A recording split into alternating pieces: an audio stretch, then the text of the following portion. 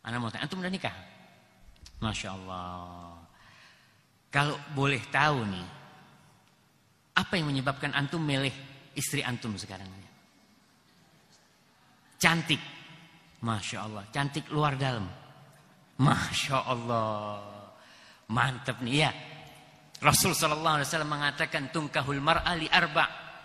Perempuan itu dinikahin karena 4 perkara. Biasanya tuh. Yang pertama, li jamaliha. Karena kecantikannya. Orang biasanya menikah yang pertama itu pandangan pertama. Waduh, Ustaz, enggak kuat Ustaz. Ente kenapa milih fulana? Itu perempuan Ustaz paling cantik sekampung. Enggak ada lagi yang kayak dia. Ada, udah nikah Ustaz. Ini belum nikah kata dia. Perempuan dinikahin karena kecantikannya wajar. Karena memang manusia memiliki nafsu, memiliki syahwat, dan dia melihat kepada kecantikan untuk menikah. Yang kedua, liha. Perempuan dinikahin karena hartanya. Ada lelaki-lelaki. Jadi ibu-ibu harus hati-hati juga sama kaum lelaki. Ada lelaki-lelaki ini yang menikahin seorang wanita karena hartanya. Janda, nggak apa-apa janda Ustaz. Yang penting banyak duitnya. Apalagi kalau sudah janda banyak duitnya, sudah sakit-sakitan gitu kan. Kenapa? Ya Ustaz, ntar lagi kan mati, anak bisa kawin lagi Ustaz, seperti itu. Ada seperti itu. Itu wakil, itu realita yang ada. Seorang menikahin perempuan karena kekayaannya.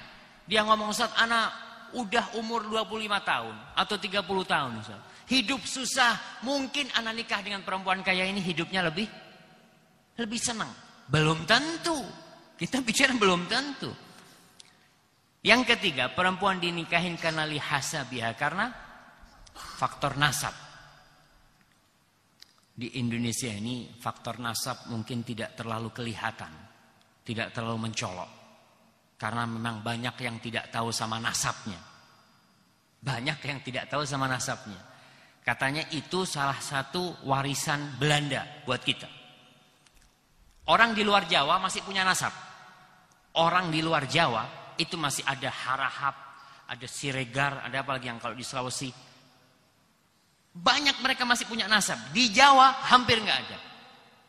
Karena katanya orang Jawa dulu itu lebih pintar daripada orang luar Jawa katanya. Makanya bagaimana orang Jawa ini tidak ada afiliasi kepada raja-raja dulu.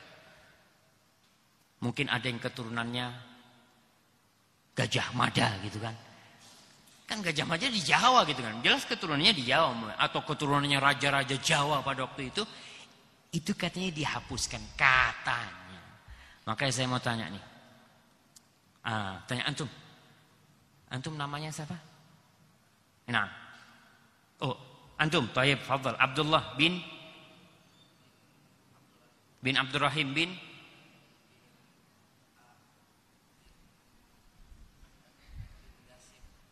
betul, nggak bikin-bikin antum. Hah? Adalah pokoknya kan. Ya ada, kakeknya pasti ada lah. Nah, ini yang ingin katakan.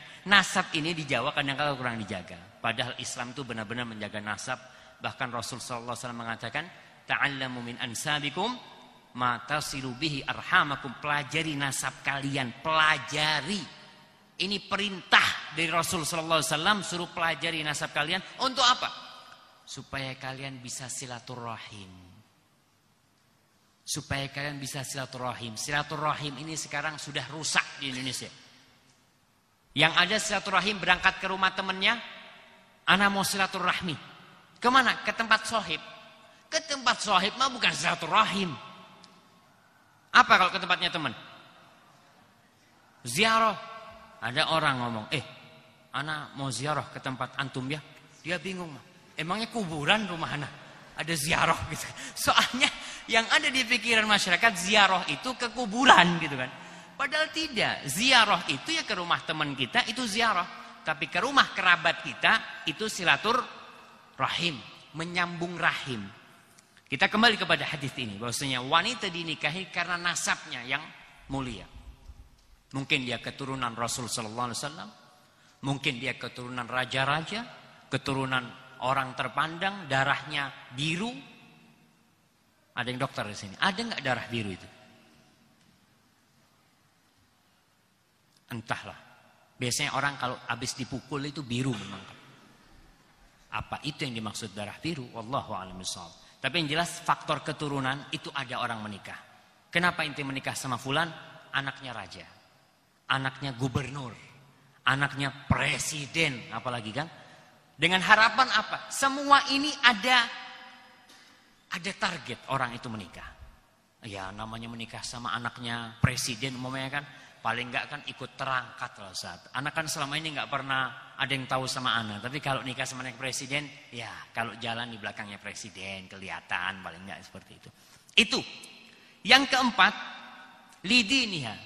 Seorang wanita dinikahin karena agamanya. Karena agamanya. Apakah Rasul membiarkan 4 pilihan ini? Tidak. Beliau mengatakan fadfar bidzatid din taribat yadak.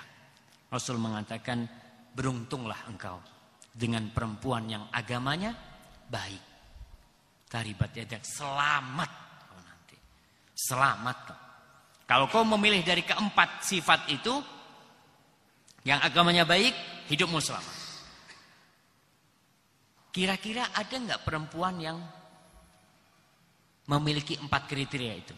Kaya, cantik, anak orang terpandang, dan agamanya baik.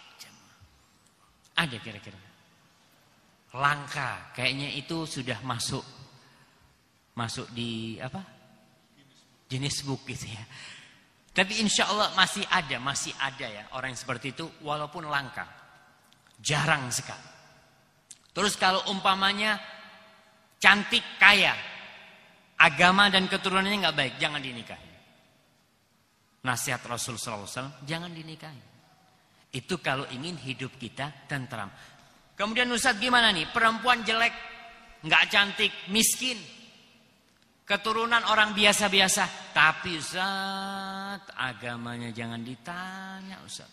Hormatnya dia sama orang tua, akhlaknya mulia. Nikah nggak? Jelek Ustaz. Hah? Bismillah, nikahin jamaah.